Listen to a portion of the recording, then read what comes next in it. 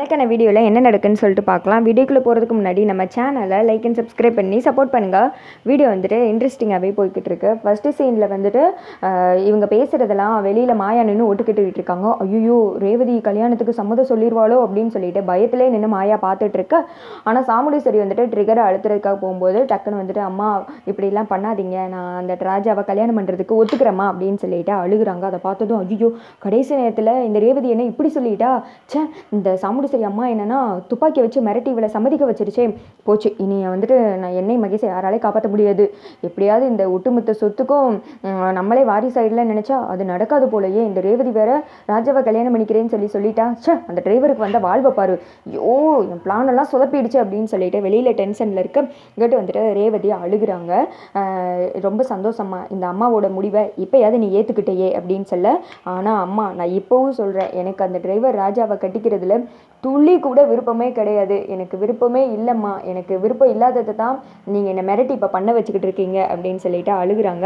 இந்த அம்மா பண்ணது இப்போ வேணால் உனக்கு தப்பாக தெரியல ரேவதி, ஆனால் என்னைக்காவது ஒரு நாள் சே அம்மா பண்ணதான் சரின்னு சொல்லிட்டு நீ நினைப்பேன், இந்த அம்மா என்னைக்காவது நான் உனக்கு கெட்டது நினைப்பேனா, நல்லது மட்டும்தான் நினைப்பேன் அப்படின்னு சொல்ல ரேவதி வந்துட்டு அப்படி இப்படின்னு சொல்லிட்டு மகேஷை ஒழிச்சு வச்சு என் அம்மாவோட மனசை மாற்றிட்டேல ராஜா, நான் என்னை கல்யாணம் முடிச்சுட்டு சந்தோஷமாக இருக்கலான்னு சொல்லிட்டு நினைக்கிறியா, இனிமே தாண்டா உனக்கு கெட்ட காலம் ஆரம்பிக்குது, உன்னை நிம்மதியாகவே இருக்க விட மாட்டேன், என்ன பண்ணுற பாரு அப்படின்னு சொல்லிட்டு ரேவதி அப்படியே இடிஞ்சு போய் அங்கே இருக்கிற கட்டிலில் வந்துட்டு உட்காந்து அழுதுட்டு இருக்காங்க.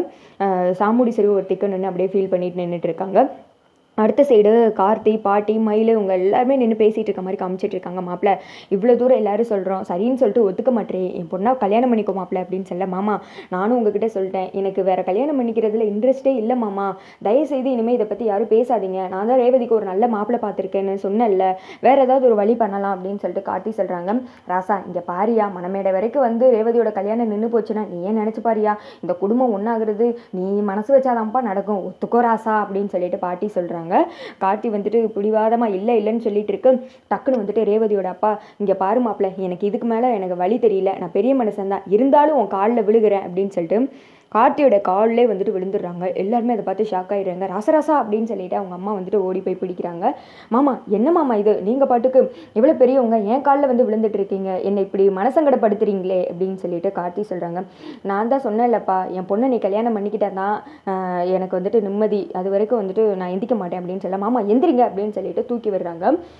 அடுத்து வந்துட்டு பாட்டி சொல்கிறாங்க, ஒத்துக்கோ யார் இவ்வளோ பெரிய மனுஷன் அவன் காலில் விழுகிறாள், எதுக்காக, அவன் பொண்ணோட வாழ்க்கைக்காக அப்படின்னு சொல்ல, மாப்பிள்ளை என் பொண்ணோட வாழ்க்கை சந்தோஷமாக இருக்கணுன்றதுக்காக நான் என்ன வேணால் செய்வேன், என் பொண்ணு உன் கூட இருந்தால் தான் மாப்பிள்ளை சந்தோஷமாக இருப்பா அப்படின்னு சொன்னதுமே, பாட்டி எனக்கு அடுத்த கல்யாணம் பண்ணிக்கிறதுல விருப்பமே கிடையாது, ஆனால் இவ்வளோ பெரிய மனுஷன் என் காலில் விழுந்தா இருப்பாருங்களேன், அதுக்காகவே என் மனசை மாற்றிக்கலான்னு முடிவு பண்ணிட்டேன், இனிமேல் என் விருப்பம் என்னது, உங்களோட விருப்பத்துக்காக ரேவதியை கல்யாணம் பண்ணிக்கணும்னு முடிவெடுத்துட்டேன், நீங்கள் எல்லாம் அதானே ஆசைப்பட்டீங்க அப்படின்னு சொல்ல, கார்த்தி வந்துட்டு அவங்க பாட்டியை வந்துட்டு பிடிக்கிறாங்க. பாட்டி வந்துட்டு ரொம்ப சந்தோஷம்ப்பா, என் அப்பே முருகன் வாக்கு என்றைக்குமே பொய்யா போனது கிடையாது, நீ ரேவதி சந்தோஷமாக இருக்கணும் அப்படின்னு சொல்லிட்டு இவங்க எல்லாருமே வந்துட்டு சந்தோஷமாக பேசிக்கிறாங்க. அடுத்த சீனு சாமுண்டீஸ்வரி கோமா வந்துட்டு வெளியில் வர்றாங்க. இன்னும் கொஞ்ச நேரத்தில் என் மகளுக்கும் என் வீட்டு டிரைவர் ராஜாக்கும் இங்கே ஜாமுன்னு கல்யாணம் நடக்கும், ஏய் கிளவி ஒன்னதான் சொல்கிறேன், ஏதோ என் பேரனை வர சொல்கிறேன், கல்யாணம் பண்ணி வைக்க போகிறேன் அப்படி இப்படின்னு சீனை போட்டுட்டு இருந்தல, அதெல்லாம் இனிமேல் தேவையே கிடையாது, என் பொண்ணுக்கு உன் பேரனை விட நல்ல மாப்பிள்ளை பார்த்துட்டேன், இவன் தான் என் வீட்டை மருமகன், அவனே வந்துட்டு என் பொண்ணு கழுத்தில் தாலி கட்டுவான், இன்னும் கொஞ்சம் நேரத்தில் கல்யாணம் நடக்கும், நல்லா கொட்டிக்கிட்டு போ சரியா அப்படின்னு சொல்ல,